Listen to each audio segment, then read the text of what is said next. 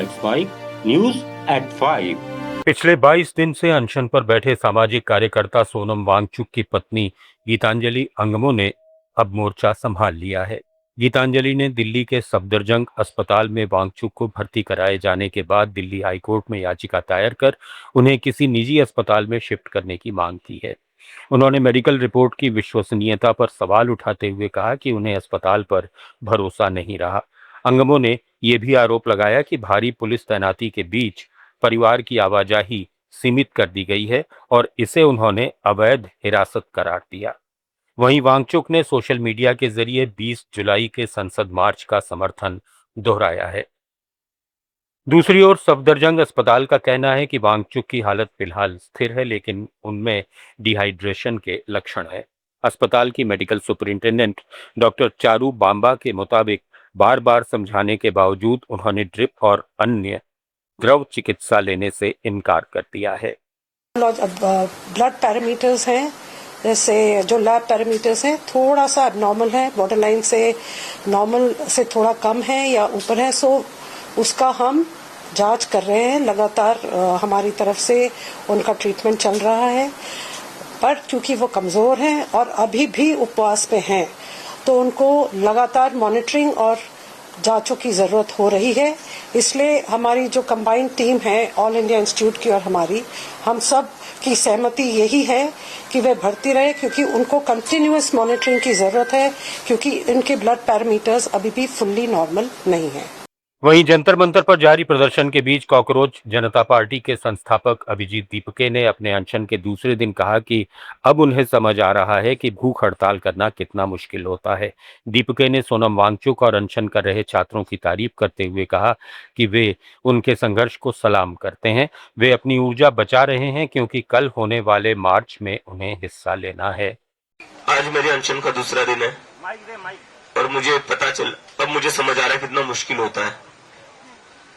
मुझे समझ नहीं आ रहा सोनम सर हो यहाँ पर या जितने भी स्टूडेंट्स बैठे हुए हैं, ये लोग इतने दिनों से अनशन कैसे कर रहे हैं। मेरी तो दूसरे दिन ही हालत खराब हो रही है थोड़ी, तो सल्यूट है इन सबको, एक बार इन सबके लिए तालियां बजा दीजिए।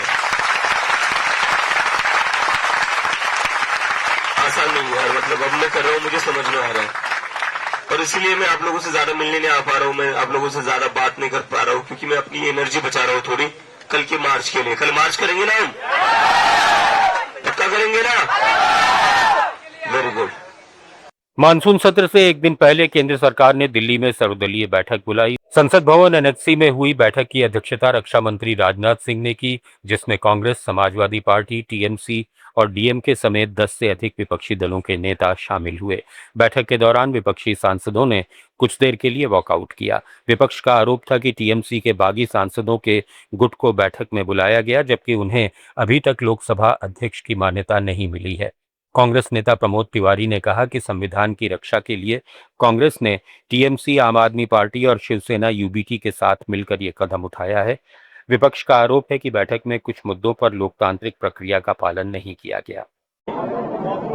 जिस तरह संविधान को अवहेलना करके टीएमसी के साथ जो कुछ हुआ है, आम आदमी पार्टी के साथ और शिवसेना के साथ, उनके समर्थन में संविधान की रक्षा के लिए कांग्रेस ने भी वॉकआउट किया। अभी पेंडिंग है, डिसीजन हुआ नहीं। How they can do decision is pending. बिना डिसीजन लिए फोरकास्ट कर देना पूरी तरह संविधान के खिलाफ।